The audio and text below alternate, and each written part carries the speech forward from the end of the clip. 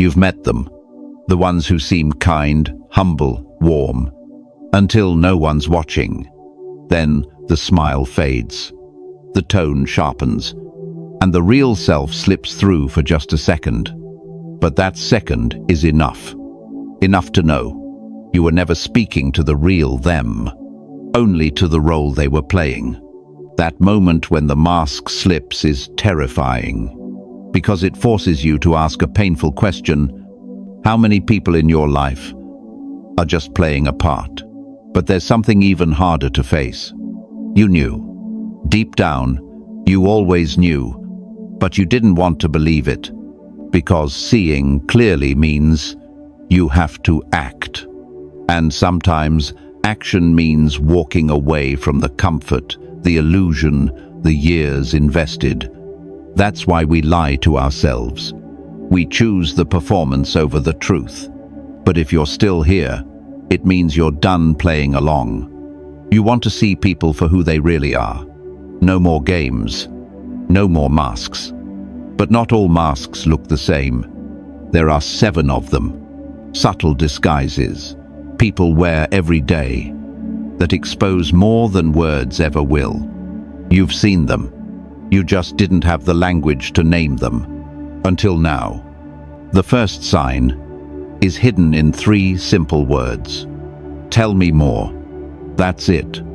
No confrontation. No challenge.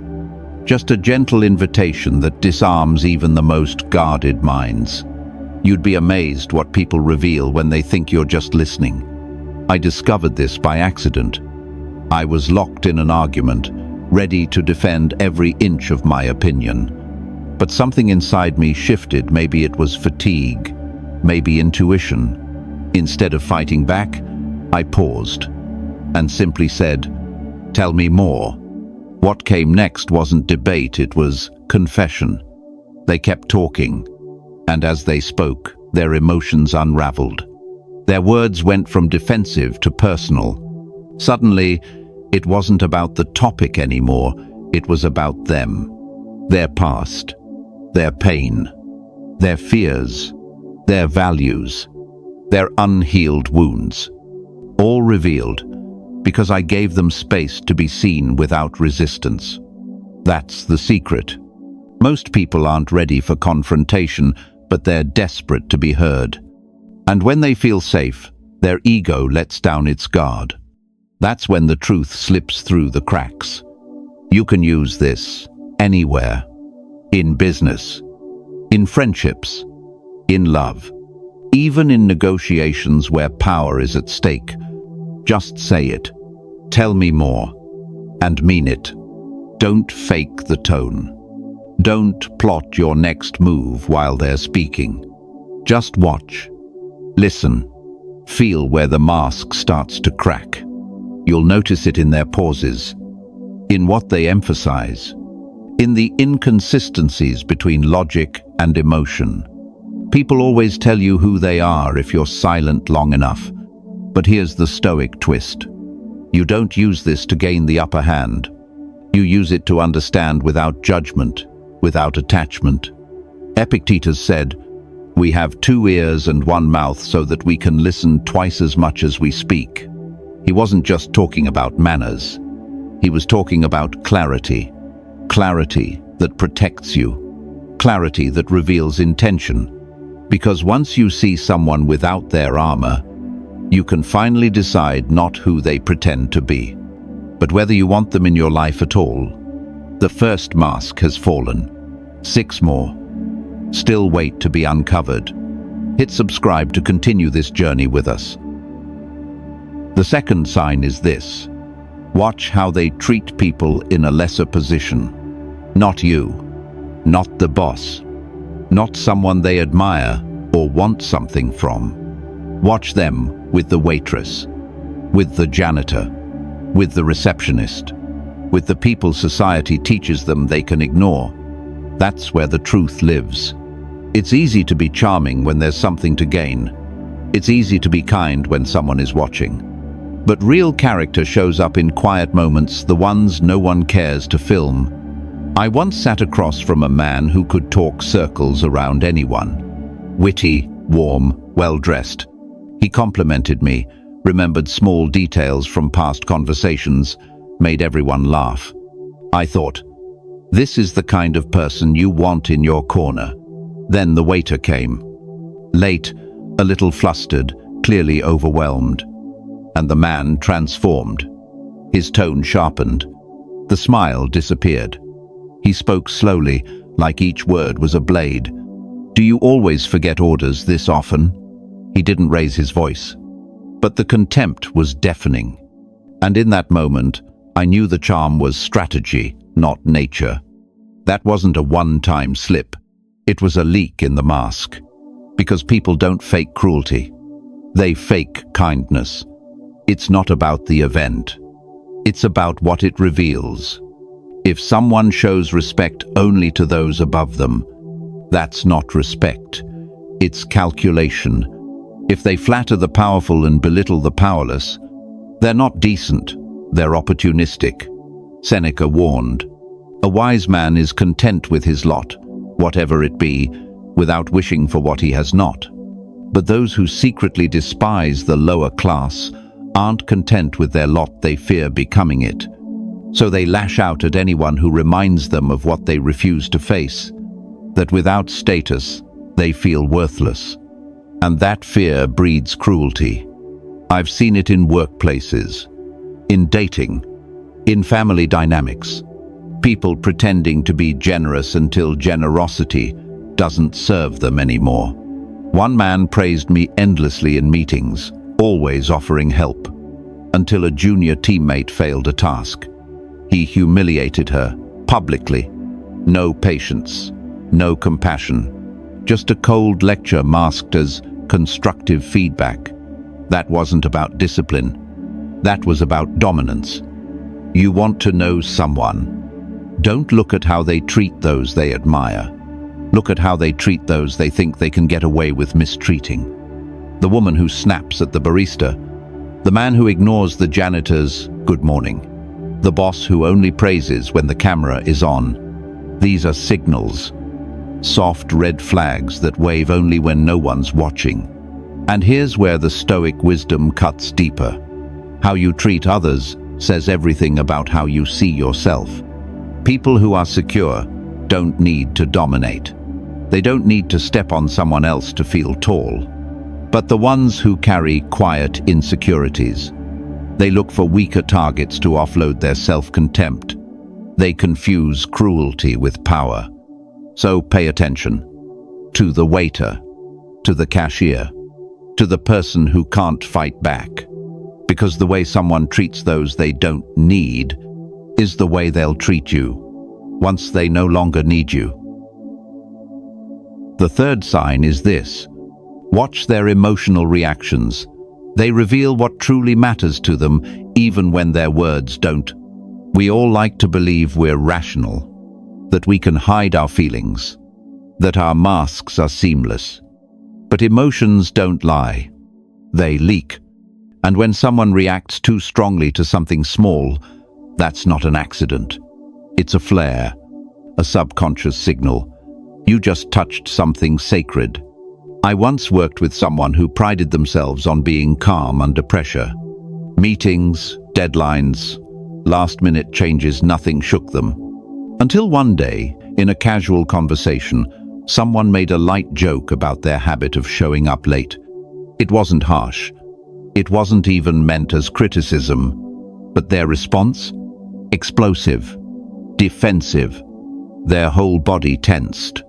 They lashed out, over-explained, turned red. It had nothing to do with the joke. It had everything to do with what being reliable meant to them, how it tied to their self-worth. That's the lesson. Emotional intensity equals hidden value. When someone overreacts, don't just ask, what are they mad about?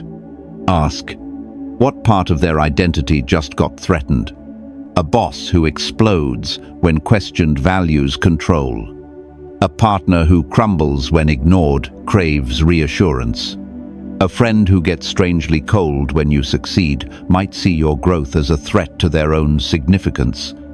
Emotions reveal priorities, even the ones they don't admit. Marcus Aurelius once wrote, "You have power over your mind, not outside events. Realize this, and you will find strength." But most people never realize it. They live reactive lives, triggered by invisible strings they never learned to see. And if you observe carefully, you'll notice something chilling. People will tell you what matters most to them, not by what they pursue, but by what they protect. The man who gets furious when you touch his reputation, he lives for image. The woman who gets anxious when plans change, she clings to control. The friend who always needs to win every argument, he's terrified of being seen as small. It's not the surface emotion that matters, it's the value underneath. This is where Stoicism sharpens your vision. You stop being impressed by performance, and you start watching patterns. Because once you see it, you can't unsee it. Most people aren't reacting to you. They're reacting to their wounds, their ego, their fears, their unmet needs. And if you ignore those signals, you'll misread the whole relationship. You'll keep stepping on landmines, not knowing where the danger lies. You'll blame yourself for emotional outbursts that were never about you to begin with. But once you start watching, when they raise their voice, when their body stiffens, when the calm breaks and the storm rolls in out of nowhere, you'll start seeing what they value more than peace. And that is where the truth lives. The fourth sign is this. Sudden changes in tone reveal more than words ever could. Most people are careful with what they say, but they forget. Tone is the voice of the subconscious. You ask a simple question. They answer it smoothly until one word. Then the voice falters. Their pace changes. A pause that wasn't there before. A pitch that tightens just slightly. It's not always dramatic, but it's there. I once worked with someone who was always polished, never stumbled. Every sentence felt rehearsed, measured, impressive. Until the day we talked about a delayed project. I casually asked, "So how's progress going?" And for the first time, his tone cracked. His voice dropped. He paused mid-sentence. He repeated himself. That was the tell. Not the words, but the shift in energy behind them. It turned out he hadn't done any of the work. He had been hiding it, hoping no one would notice. But his tone gave him away before the facts ever did. That's the hidden rule. When words say one thing and tone says another, believe the tone. Because tone is instinctive. It escapes before the lie is fully formed. The mind may prepare a story, but the body always flinches. This happens in relationships, in business, even in small talk. You compliment someone and they say, "Thanks." But something in the tone feels tight. Like the thank you was forced.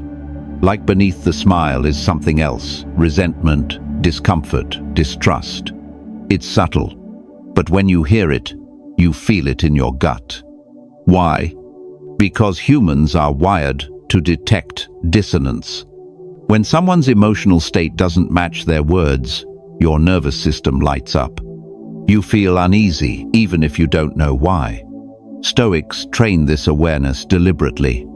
Epictetus taught, "Nature gave us one tongue and two ears so we could hear twice as much as we speak." But it's not just about listening to words. It's about listening to intention. And tone always carries intention, even when it contradicts the script. Let's be clear. Not every tone shift means someone is lying. Sometimes it means they're afraid. Sometimes they're ashamed. Sometimes they're conflicted, trying to convince themselves as much as you. But whatever the cause, a sudden tone change is a signal. It's a change in internal state. Something just got triggered. Something they don't fully want to show but can't fully hide either. Watch for the pause that's just a second too long. The fake enthusiasm that doesn't quite land. The cheerfulness that suddenly turns flat when a topic shifts. the laughter that sounds practiced. These are micro-confessions. The Stoic does not rush to accuse, but neither does he ignore the signs. When you notice these shifts, stay calm, say less. Let the space do the work, because the more silence you allow, the more they'll feel pressure to fill it.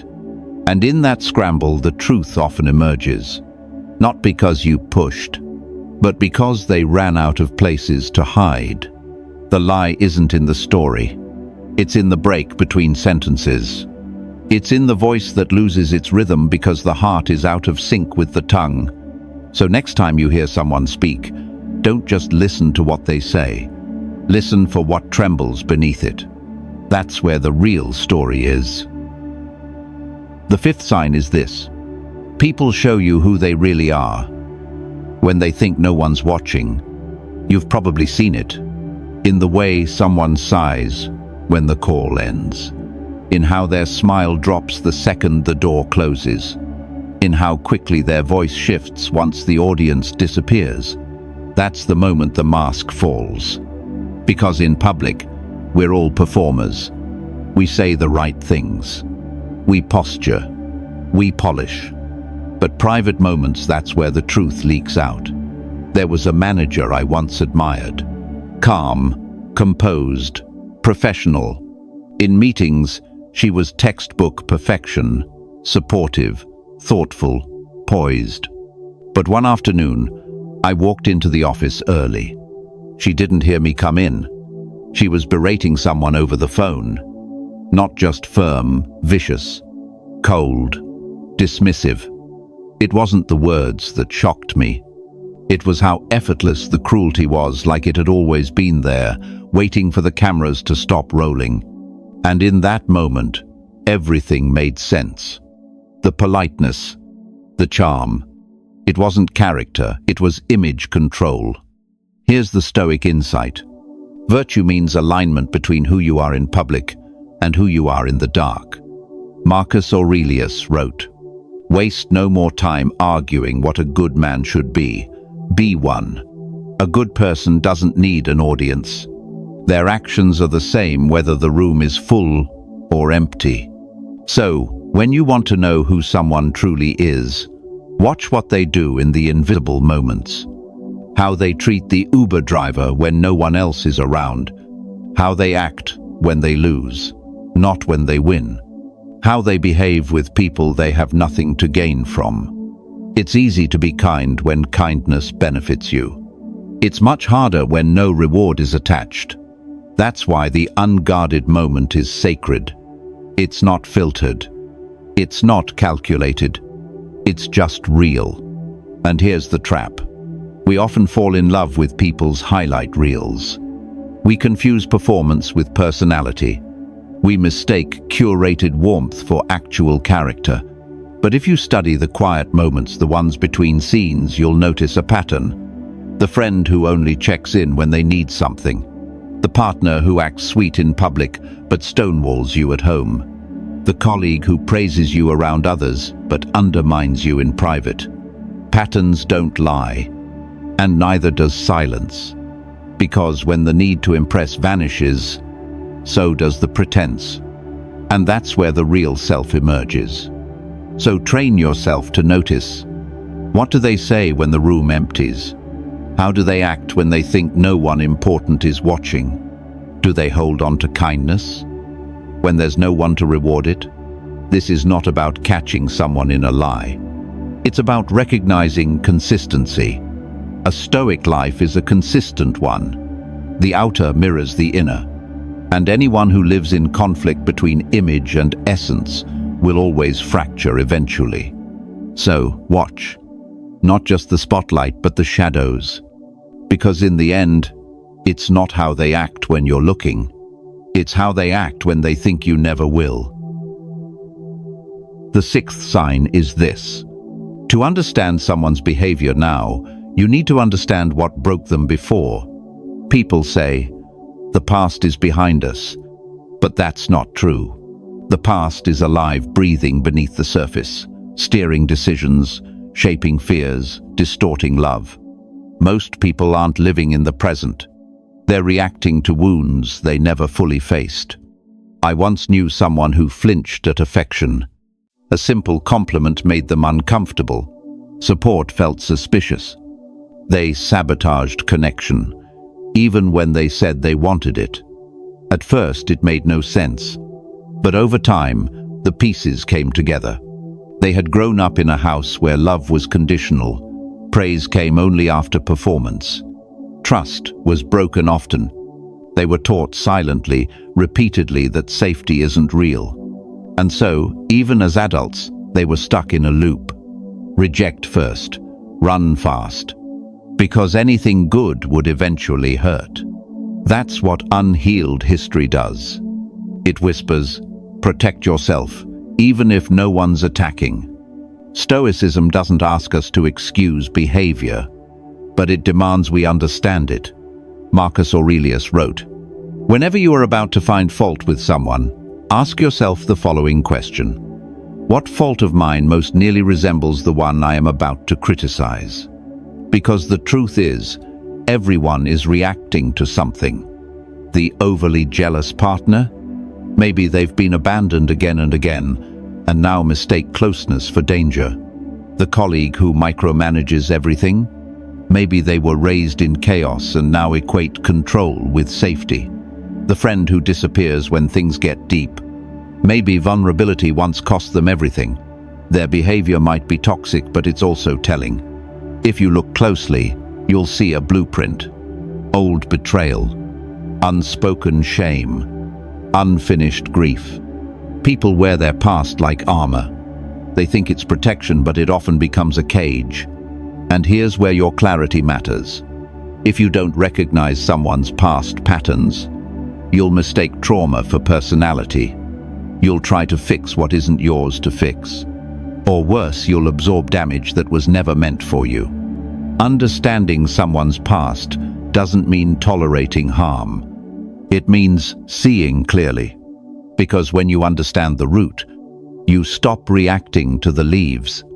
You become less surprised, less disappointed, less personally affected. Because you realize they're not reacting to you. They're reliving something you didn't cause. This is why Stoic observation is so powerful. You stop blaming. You stop rescuing. You start recognizing.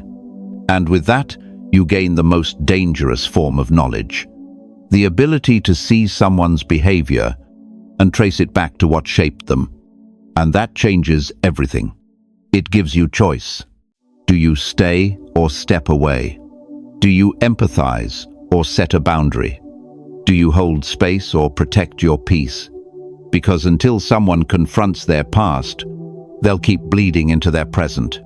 And if you're too close, they'll bleed on you too. So pay attention to the reactions that don't match the moment, to the patterns that feel too familiar, to the pain behind the posture. Because when you understand where someone's coming from, you'll finally understand where they're heading. The seventh sign is this. If someone seems too perfect, look closer. They're hiding something. There's a kind of person that draws you in immediately.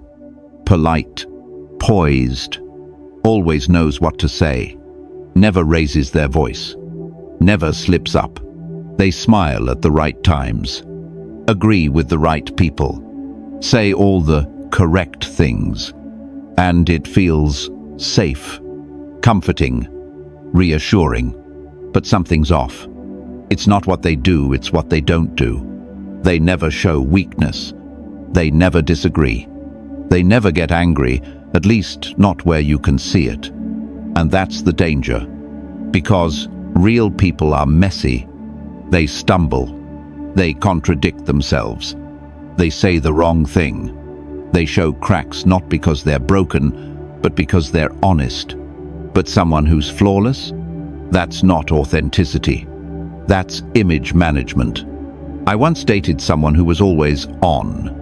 Charming, thoughtful, composed, like they were auditioning for a role they never stopped playing. And for a while, I believed it. I thought I'd finally found someone who had it all together. But behind that polish was something colder, a refusal to be vulnerable, a deep fear of being seen. They had rehearsed their personality so tightly, there was no room for truth to slip through. It was only later that the control issues appeared. The emotional distance, the small manipulations hidden behind compliments. Because when someone invests everything into appearing perfect, they'll do anything to protect that illusion. And that often includes hiding things from you, from others, even from themselves. Here's the Stoic insight. If someone is trying too hard to be liked, it is often because they are hiding what would make them unlikable. Stoicism teaches self-awareness, not self-performance. It values truth over appearance, even when that truth is ugly. So how do you spot the too perfect mask? They never admit fault even gently. They shift focus when challenged, always keeping control. They keep conversations surface level, even during deep moments. They're calm, but too calm, like they've rehearsed emotions instead of feeling them. This isn't about paranoia. It's about patterns. Perfection is appealing because we crave certainty. But perfection that never slips isn't real. It's a wall. And behind that wall is something they don't want you to see. Sometimes it's insecurity. Sometimes it's trauma. Sometimes it's control. But always it's something they've decided you're not allowed to touch. And that's not intimacy. That's performance. So beware of those who seem too smooth, too centered, too endlessly agreeable. Because the Stoic doesn't trust appearances. He trusts patterns. And no pattern is more suspicious than flawlessness without failure. Truth has texture. It breathes. It cracks. It shakes when it needs to. And the people worth trusting are the ones who show you some of that. Because if someone is never messy, never conflicted, never imperfect, they're not being real. They're being careful. By now, you've seen it. The mask. The carefully crafted persona. The performance they give the world and maybe even gave you. But once you learn to watch, to listen between the lines, to read silence as clearly as words, you can never unsee it. The fake kindness, the over-controlled tone, the reactions that scream insecurity, the perfection that hides something rotten underneath. It doesn't make them evil. It makes them human, afraid, wounded, layered. But you don't have to be blind anymore. Because clarity is a kind of freedom. And once you stop needing people to be what you want them to be, you can start seeing them for what they actually are. That's when the pain ends. That's when the patterns stop repeating. That's when you protect your peace without apology. Marcus Aurelius said, "The nearer a man comes to a calm mind, the closer he is to strength." Clarity creates calm. And calm gives you the strength to walk away from illusions, no matter how comforting they once felt. So here's the question. Who are you still giving the benefit of the doubt, even when the signs are loud? Who do you keep forgiving not because they've changed, but because you're afraid of what their truth would mean for your life? It's time to stop pretending. The face you trusted might not be real, but the signs were. They were always there if you had dared to see. So now you know. Now you see. And now, it's your move. If something in this video made you stop and reflect, hit subscribe to continue this journey and leave a comment if you feel like sharing what spoke to you. Because the journey toward truth begins in silence, but it doesn't end there.